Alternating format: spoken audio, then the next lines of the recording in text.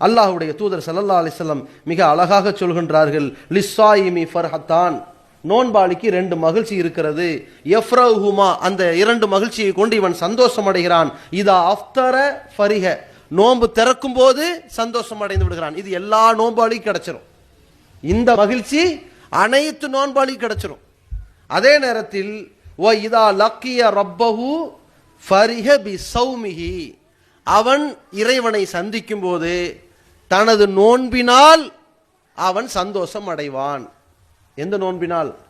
உள தூய்மையாக வைத்த நோன்பினால், அந்த நோன்பின் மூலம் பெற்ற பயிற்சியினால், அந்த நோன்பின் மூலம் கிடைத்த பாடத்தினால், அந்த நோன்பின் மூலம் தன் ஆயுள் முழுக்க ஒழுக்கத்தோடு கண்ணியத்தோடு அச்சத்தோடு நடந்ததினால் அவன் அல்லாஹ்வை சந்திக்கும் போது மகிழ்ச்சி அடைவான்.